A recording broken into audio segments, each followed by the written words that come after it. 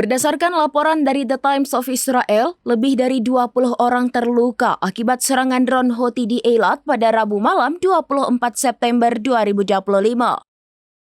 Drone yang diluncurkan oleh kelompok Houthi dari Yaman itu meledak di area perbelanjaan di dekat sebuah hotel. Rekaman dari serangan tersebut menunjukkan momen ketika drone menghantam kawasan itu. Sebagian besar korban terluka karena terkena pecahan akibat ledakan drone.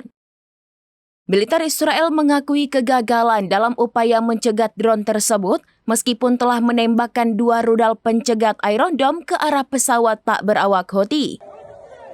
Sirine peringatan serangan sendiri telah dibunyikan sesuai protokol. Penyelidikan awal IAF menduga drone terdeteksi terlambat, meskipun sirine sempat diaktifkan untuk memperingatkan warga sipil.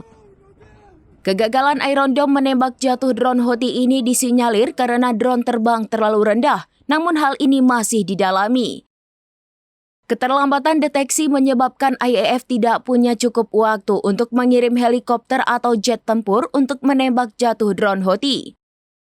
Setelah serangan, Perdana Menteri Benjamin Netanyahu mengatakan bahwa setiap serangan terhadap kota-kota Israel akan dibalas dengan pukulan keras dan menyakitkan, seperti yang telah dilakukannya dari dulu. Senada dengan itu, Menteri Pertahanan Israel Katz mengancam Houthi, menyatakan bahwa siapapun yang merugikan Israel akan dirugikan 7 kali lipat.